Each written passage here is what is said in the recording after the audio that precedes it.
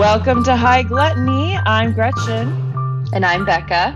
And we are traveling to Portugal to make and learn more about the classic soup, Caldo Verde. This soup is created with pretty easy to find ingredients, including a broth of your choice, potatoes, kale, onion, garlic, and olive oil. So pretty simple. It's a world level one for sure. Like, even if you feel like you don't have any skills, I think you can handle this. Yep. This will be your new favorite thing to make. We don't use any special equipment really beyond a vegetable peeler, but I'm assuming that we really don't consider that specialty equipment. No, but good to know. And this can be assembled pretty quickly if you need something hearty and healthy. I think even though it took us 45 minutes, I think the next time I make it, it will take us less time. So I agree. We do kind of use a compilation of recipes, mostly because Gretchen will say, but they're really similar. There's kind of a classic recipe that you follow, but we did get our recipe from a book that Gretchen has called The Taste of Portugal. So we'll put that up on the website. But even though there was a recipe, there is a recipe by Kenji Lopez Alt, because we love him. We used all of our strength to stay away from it and do something else. It helped that Gretchen had the Taste of Portugal book, but we were not surprised to see after we found this recipe that Kenji has a Caldo Verde recipe. Yes. Check out our website where we'll be sharing the recipe and our thoughts / substitutions and whatnot. And like and subscribe wherever you're listening right now. Find us on YouTube, Facebook, Instagram at High Gluttony. And enjoy Caldo Verde. Yeah, have fun.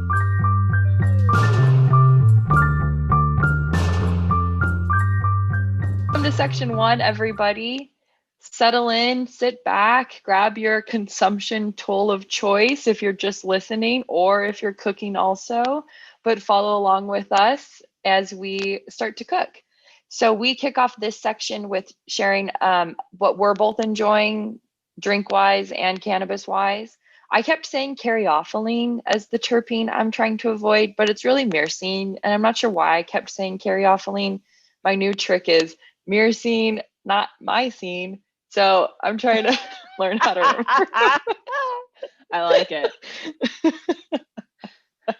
But next we talk about the ingredients we're using, and then Gretchen shares the recipe so that you know what is going on.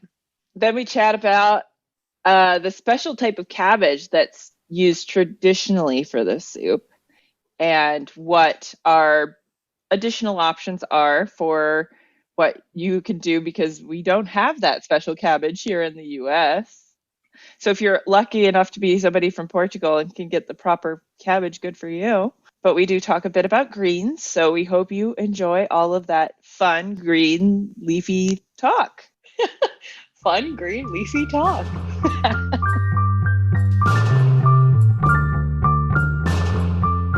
So what are you smoking today? Oh, I actually forgot to grab it. It's called El Norte, and I kind of remember off the top of my head. It is a hybrid, which most of them are these days, so it doesn't mean too much. Yeah. But it had 21.9% THC, and then it was limonene, shortly followed by caryophyllene, and then I can't remember the last two. But I'm still playing around with that caryophyllene avoidance. So it's been fun. But I love this one. So you've now come to think that caryophyllene is your problem? I don't know if it's my problem, but I think when it is the most dominant significantly, if it's kind of caryophyllene shortly followed by limonene, that's okay. But if it's like mostly caryophyllene and then just a little bit of the other stuff, I don't enjoy myself. I get very paranoid. I get very anxious, and I feel like I grind my teeth. And I've attributed that to the strain, but I think it's my anxiety just making me like clench a little more. So I don't know what it is. And those are kind of the most dominant of the selection I have right now. So I can't really play around with the other one. I don't know, but I've mostly just gravitated more and more towards limonene as my preference so far. I think it's the tastiest one, so that makes sense to me. That too. So even better.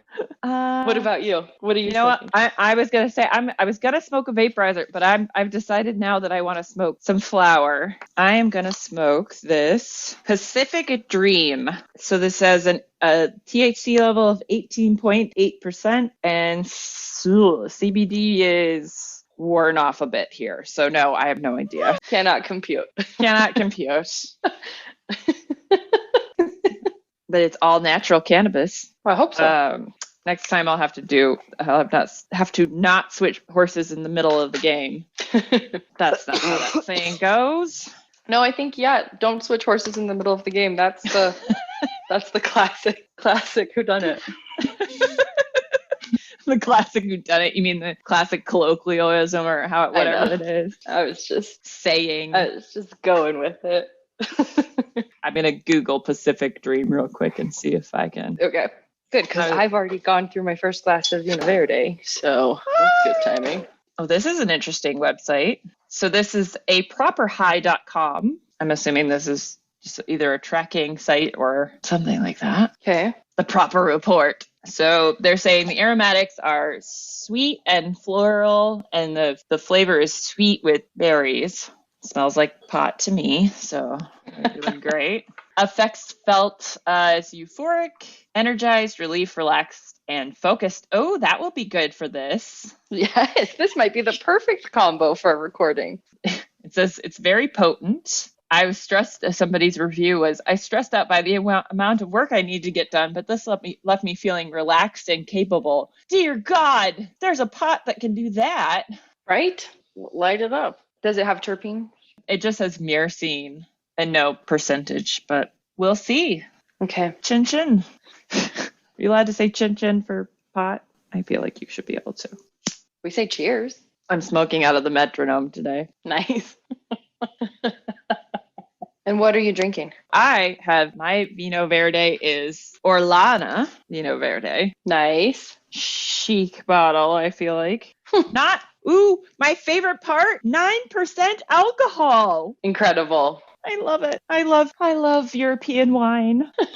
It's so balanced and lovely. Frickin' California shit that has such a high alcohol content. You're drunk after one glass. And already have a hangover. Pretty much immediately. Mm-hmm. Gretchen and I are both drinking Vino Verde because, as you heard in the intro, we're making Caldo Verde from Portugal. Mine is called Mica, or the label is Mica. And it's nice. I think it needs to be a little bit colder. It does have just a little hint of that effervescence. So It's super fun. Mine as well. I might have to buy more of this, and since I like the bottle and it's going to go in my sea glass bin that I keep filling with more and more glass, and I can only do 2 pounds of glass at a time. So good thing there's a stopping point. Once the bin's full, then time to pause. We'll go over our recipe real quick and the steps. This is probably, I feel like this is the easiest thing we've ever done on this podcast. Except maybe chimichurri. That might have been slightly easier. I don't know. Yes, I agree. We'll see how it goes after the end of this. And with chimichurri, we still needed a food processor.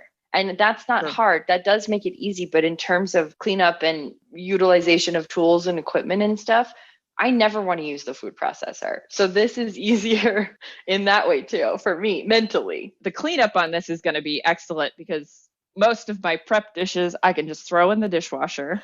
It'll be one pot that cooks everything already, like 2 dishes for that. So really I've got hand washing down to 2 dishes, everything else, dishwasher. Amazing. So this is a soup. Yes. It does have a limited amount of ingredients, but they're all very important.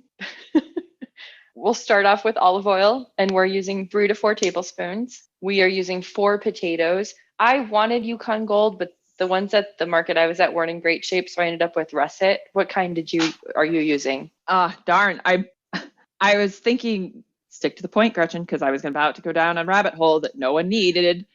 I picked up some russets when I was at the farmer's market this morning, because as we'd seen in Kenji's recipe, he uses 2 different types of potato. So I was like, do I want to try the Kenji thing? And I was like, nope. You know what? I did. So I have the potatoes for it. depending on how easy this is, I may make more potato verde. Green potato. Caldo Verde. So I'm using Yukon Golds. I kind of wish we'd talked so that I could have used russets. Right. When we would both be using the same potato. Next time. I think that'll be fine. Yeah, next time. There's only so much improvement we could do in each episode. And it feels like we talk to each other all the time. So just every fucking day. Yeah. Like day. How is this information we didn't? How did we miss it? Yeah. All right. So olive oil, 4 potatoes, 1 pound of kale, which we'll thinly slice. And we did, just to back up a second, we already did peel and cut up our potatoes. Then we've got 1 onion that is already diced for both of us, 3 to 4 garlic cloves sliced, and 6 to 7 cups of broth or stock. Oh, and black olives for me. Are you using a meat? No, I forgot to get it. Okay. I forgot to get one. I was like, I'm going to go to Trader Joe's. And for some reason, like the black olives were just stuck in my head. Mm-hmm. I'm going to Trader Joe's and I'm going to get black olives. Right. Actually, well, not that it would be remotely authentic. I picked up some sliced salami from the Parma ham salami they have at Trader Joe's. So I could throw that on there if I felt like it. It's pre-sliced, so wouldn't be my favorite thing. I did buy prosciutto today. So I do have some cured pork products I could throw in there if I felt saucy about crossing genres there. Crossing, what's the word? Nationalities? Countries? Borders. Thank you. Crossing food borders. And so black olives, which are just go on the top, and dancing. You can't see her, but Gretchen's doing fun dancing. Fun thing, dancing. I'm trying to describe it. Yeah. Can you talk to us now about where our recipe's coming from, and then the first couple of steps? I'll try. So the recipe, our recipe is essentially several different recipes or all recipes for Caldo Verde, although I did read some blogs that were like, there's basically as many Caldo Verde recipes as there are people in Portugal. Maybe not quite that, but a close second. Like basically everybody's got their own recipe for it. But in general, this seems to be the general guideline of what we're putting in there. I guess you said kind of, it's just a compilation of recipes. So perfect. Yeah, and I don't even know if you asked me to say that, but apparently I needed to say it. Well, I said where was the recipe from, but you did, yeah. So it's a compilation. But I also didn't need to repeat it, which is what I was about to do. So for equipment, you're going to need a cutting board and a knife, so you can cut up all your ingredients. A large pot with or without a lid. I don't think it was specific on if it needed a lid or not. And a ladle or a spoon. So those are your equipment things that you're going to need. So we're going to start by heating up our pot. And really, you could scale this recipe pretty easily to make one bowl, or depending on your serving size. We're just making a few servings today. So we're heating our pot. Then we're going to add our olive oil and saute the onions until they are translucent. Should take 3 to 5 minutes for that. Add your garlic and cook until you can smell it. So hopefully your sniffer is working at this time. And as soon as you can really smell that garlic, you're going to add the stock and then the potatoes. You can add a lid or not a lid. Cook until the potatoes are tender, depending on how you cut it. Now, I did see one recipe where they left the potatoes whole and cooked them until those were tender and then mashed them.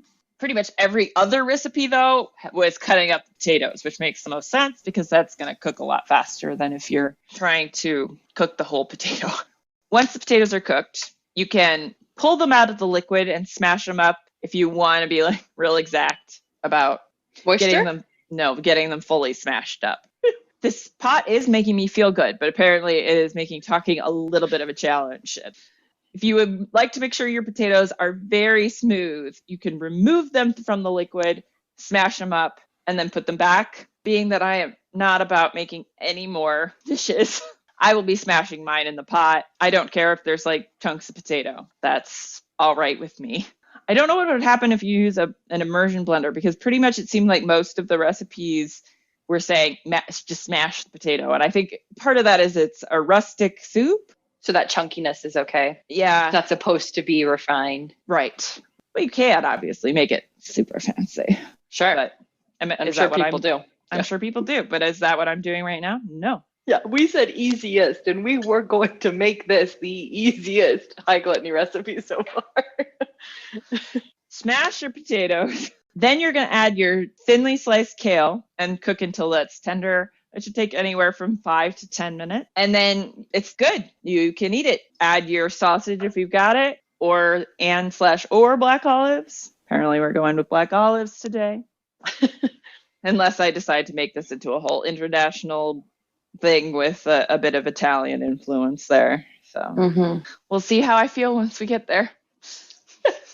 One of the important parts of most of the recipes that we came across was the way you cut up the kale. But actually, before we get to that, so we are using kale today, but typically this soup is made with a special type of cabbage, which is a brassica. So kale is fine to use and other things are okay to use. But this particular cabbage for Caldo Verde is very special, right? Very special.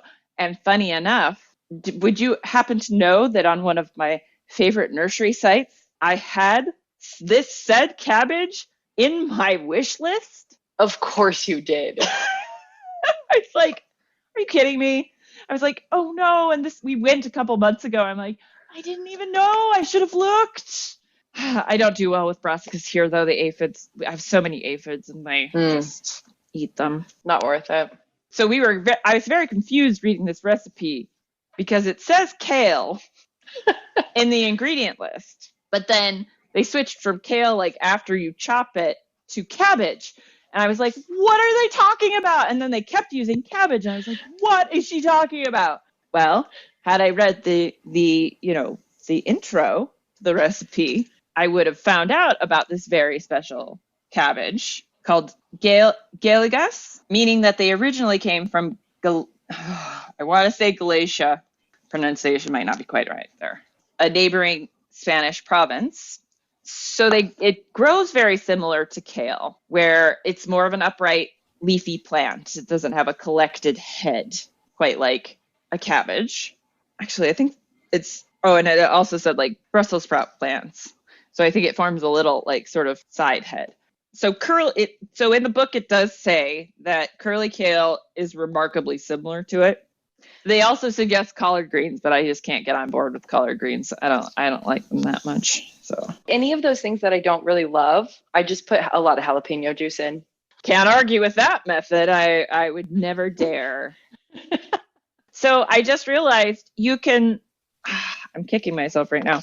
There was a note on the next page about this recipe. And it says the basic potato thickener can be used for straightforward, similar soups, all very popular with the Portuguese. Instead of kale, use watercress. She's also put, oh man, and I'm assuming this is a woman. Fix it later. Purslane next to watercress, but as far as I know, those are not the same. So I need parsley to look and watercress? No, not parsley. Oh.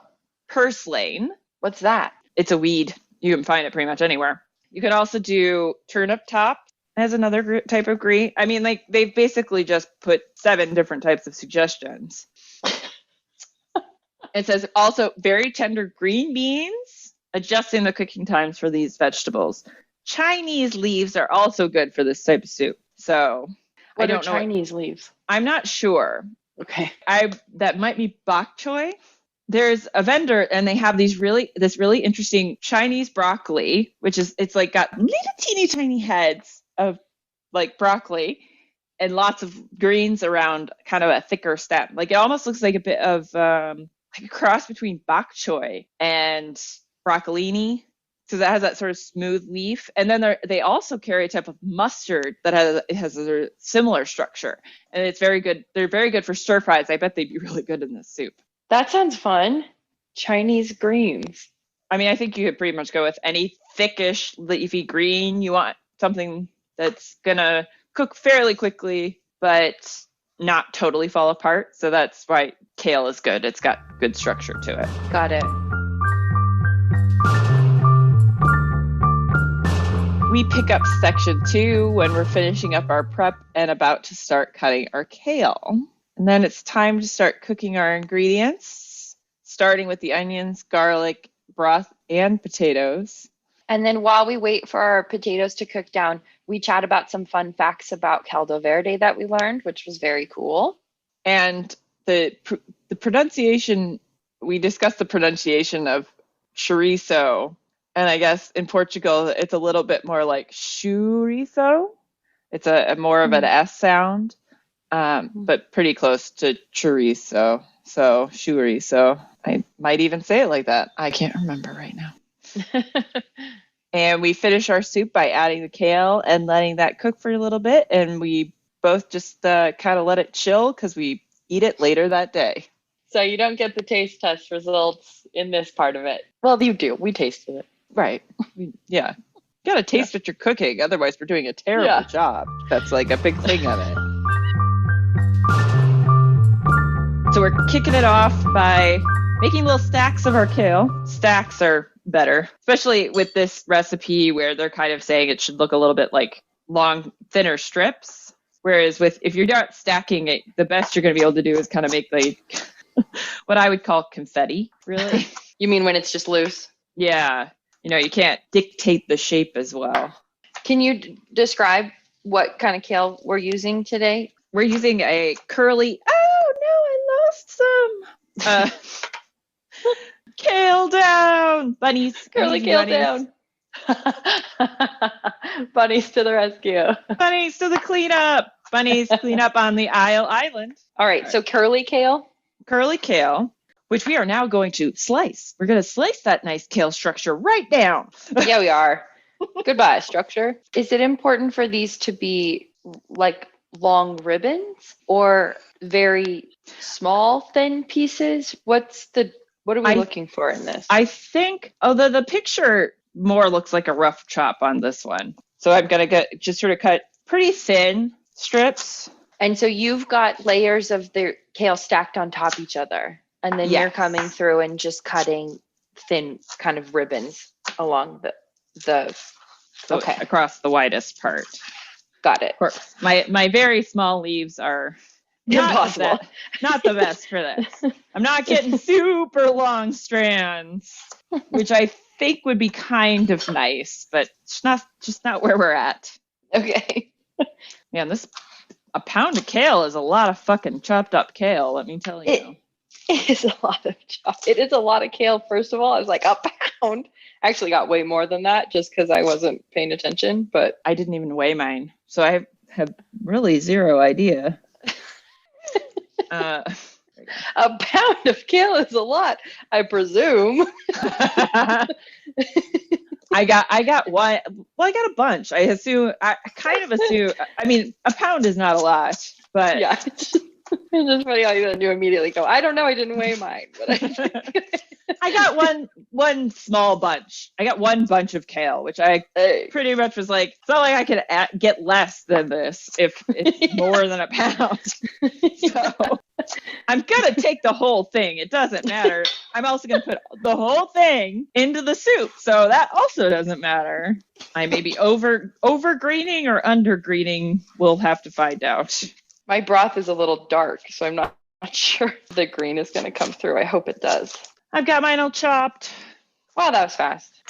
So my pound really ended up being about, I think that this is a 1 quart. I don't know. I think I'm closing in on the last of my strips here. Alrighty. I have another hit before I start working with fire. Right, good call. Did you turn your pan on? Should I heat mine up? Go ahead and heat yours up. What temperature? Medium high. Okay. Did you put your olive oil in? I did. I've already started sauteing my onions. Okay. My pan was hot enough, so. It was time. I'm getting pretty soft. No salt or anything, right? Just the onions and olive oil? Yep, that's it.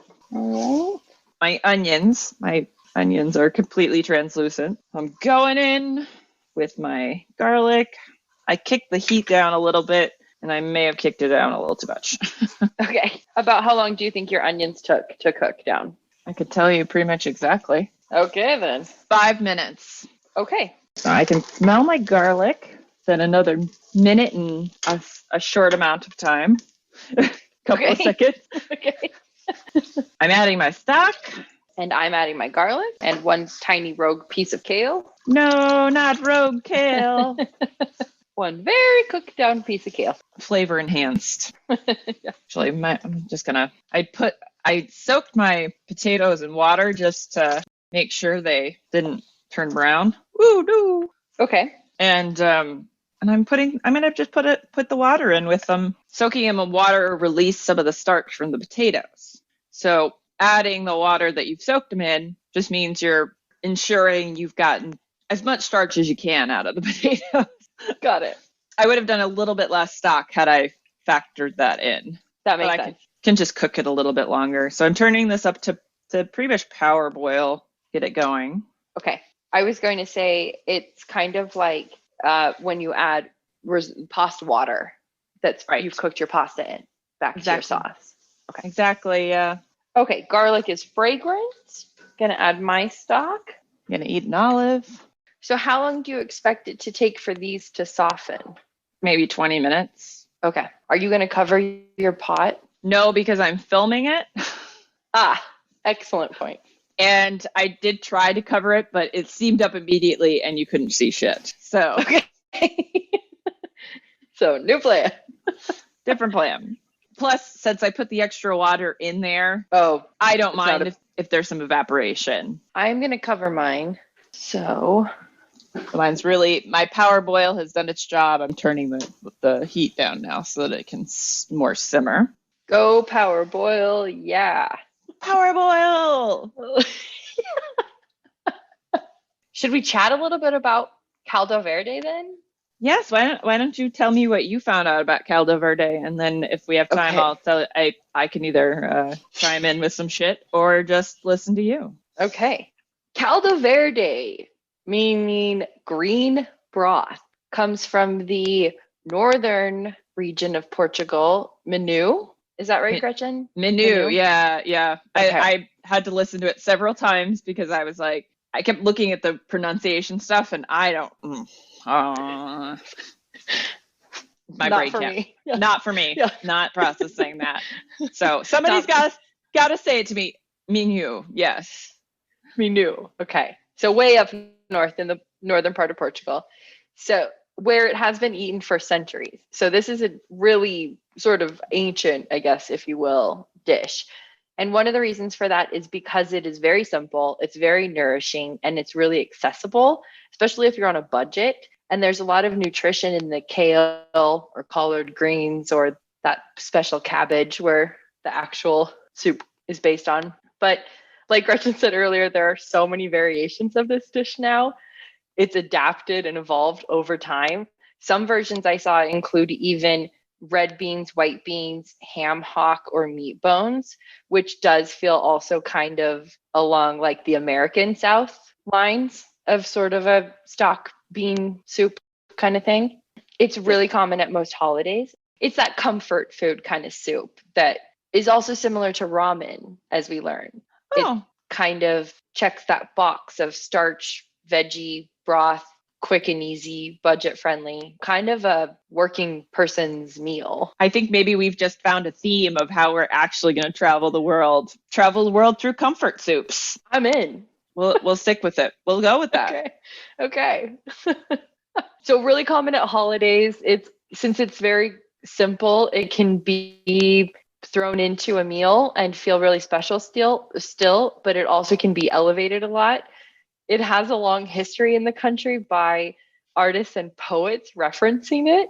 So you can often come across poetry or published work that will have common references to, quote, the green broth. And in particular, there was one song that was sung by a famous Portuguese singer that referenced Caldo Verde. And this almost became the sort of like second place national anthem of Portugal. And the line that they reference is, "It takes very little to simply brighten a life. Love, bread, wine, and hot Caldo Verde in a bowl." Oh, that's awesome. So sweet. That feels so comforting too. That sentence, that lyric. I haven't listened to the song, so I want to do that next. But it's true. Love bread, wine, and hot soup, especially if it's good for you. Indeed. I mean, even better. I mean, yeah, with the amount of kale in this, I mean, pretty good for you. If this is a way I can get myself to eat more kale, then the whole thing will be worth it. Kale is rough. It can be rough. I think mine's been cooking about 15 minutes. Okay. I'm gonna grab the book and bring it over here. And if the potatoes aren't cooked through yet, then we'll look at the book and see if there's anything of value in there that we need to add. Perfect. From the way they feel when my spoon hits them, I'm gonna say they're not. Ooh. Oh, actually. Getting soft? Yeah, getting there. I think mine need at least another 10 minutes. Mine probably need at least another 5. They're not as easily mashable as I would like them to be. It's a thin line on this, right? Because sometimes it can get too soft, or does that matter in this case? I don't see how it could matter. Because once you've hit the mashable stage, then you add more cooking time on top of that. I don't think they care. It's not what we're here for. Right. We don't need any structural integrity on our potatoes. That is not something we need. We don't need more of that. Are you going to serve this with anything else? Bread, crusty bread. I think this recipe recommended like a cornbread, right? That's right. I forgot. Cornbread was very common as an accompaniment to this soup. You can serve the soup with a fresh wholemeal bread, so something fairly hearty. So yeah, any kind of corn, that would work. I'm going to read you the soup's intro page because please. The first sentence is fascinating, so that must mean that the rest of it is, right? We'll see. We saw how this betrayed me the last time. Kale suddenly becoming cabbage. Yep. In Portugal, it would be unthinkable not to have soup every day. They eat soup every day in Portugal, at least for dinner, if not for lunch as well. Generally speaking, soup is a must. There is always, as the Portuguese say, room for the soup. What is the soup today is the first question to housewives from their hungry family arriving home from work. Well, that's fairly sexist. Some country folk like to eat a good bowl of soup for breakfast if there is any left over from the previous day. This will provide enough sustenance for a hard morning's work, especially if it included some meat or bacon fat, pulses, and vegetables. Pulses? Beans and lentils are pulses. Oh, okay. That'll come up every once in a while. Sorry, didn't realize you didn't know that. I don't know if a lot of people know that either. We're so enlightening on this podcast, so they know it now, and then promptly forget it because I'm sure we'll have to tell them again later. I might forget. Well, I might forget. We are stoners, so.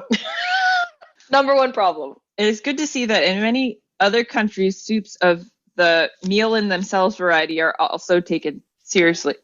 I think they must have had a bad translator on this book as part of the problem. The translator and the editing could use a little. Well, I'm sure whoever did it did the best they could. It is a little complicated to read out loud. There are countless soup recipes in Portugal, and they tend to be thick and chewy. Blending only the basic thickener, potatoes, beans, chickpeas, or whatever, and leaving the rest as it is, cut into small pieces, of course. Consommé-type soups are also popular, the best loved being canja, a broth being made with pieces of chicken or just the giblets, with or without the addition of chorico. I'm going to have to see if it's chorico or chorizo. Right. Probably similar meat product either way. Well, yeah. I mean, it's a sausage. So for more flavor and rice or small pasta. What? Oh, no. I'm not even going to read any more of this. It's too hard. Not doing it. Okay. Not necessary. I'm going to check to see where my potatoes are at. Where are my potatoes at? I'm going to find a thick guy. I know that my slices are not terribly consistent. Yeah, same. Oh, this is good. Really easily breaking apart. Okay. I was going to say when I did live in Spain, my host family dad made a soup about once a week. That was my favorite meal that we would have at home for dinner. Mm-hmm. And he made it. It was the only dish he made, though. It's interesting that you say that because from the Ethiopian cookbook, there's a specific tomato soup recipe in there that they're like, yeah, men don't typically do a lot of cooking in Ethiopia. but this is basically a dish that's only made by men in Ethiopia. That's so interesting. So I was like, well, that's different. I'm wondering if I need to get the potato masher out, or maybe even a whisk. I was going to try a whisk too. This could really not end well. This whisk is not long enough. I need some more long-handled whisks. I may end up taking my potatoes out and putting them on this cutting board after hearing you. I think I may be in the woman that wrote the Portuguese book might be the way forward on that, because this is very challenging to do. Seems like it with the water. I guess I didn't realize there would be as much liquid, but at this stage. But it makes sense. It's a soup. It's a soup. Yeah. I was like, Becca. I have to change tactics. Now I've just made my job harder because I smashed these all up into little pieces. Oh God. Oh yeah, this is working. Great. Brilliant. We've increased the dish count by, well, actually I used 0 because I pulled it out and put it in the bowl that had the potatoes in it in the beginning. So, hot tip from Gretchen: always reuse your dishes if you can. Yeah. So far it tastes pretty good. Yay. So just smash, right? They don't have to be completely mashed together, just kind of losing their shape. Precisely. Enough. Okay. It just says smash the potatoes. So I'm going to add my kale. Did you put your potatoes back in? Yep. Okay. I'm going to crank my heat back up, get it to a boil. Oh, it's like, what are you doing? That sound. I should know the sound of a knife scraping over a cutting board. This time it was a serrated strainer. ladle thing. Yeah. Oh, that's a nice little serrated ladle thing. Yeah, it comes in handy for these moments when you need to mash and then slide down the cutting board. I'm sort of assuming you also used it for your potato retrieval. Yes. So that was handy for all 3 steps of that process with the potatoes. I did leave some potatoes in there that are big, so it does have kind of a lot of chunks. Yeah, very rustic. Kale going in. Have I told you lately how much your R2D2 toaster that you sent me for Christmas delights me every time I use it? I'm so glad. No, you haven't said that, and I'm so glad you said that. That makes me so happy. It really annoyed the fuck out of my mom, though. Yeah, it sounded like it was tense in the house for a little while with it. Because it makes a lot of noise. I mean, it's not quiet. You cannot sneak toast in this house now. I feel like we should do it just for the podcast here. I will. We should. Maybe we'll do a toast episode. We'll make some fancy toasts. And sorry, I didn't.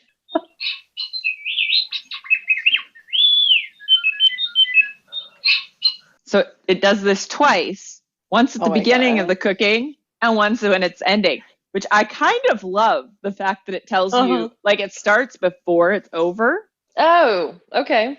Because so you're like you can be here. Little warning. Get your toast out as soon as it's hot. I love that. It's pretty awesome. I'm not going to lie. Yay. Star Wars toasters to the rescue. To rescue you from boring toasters. Yeah, exactly.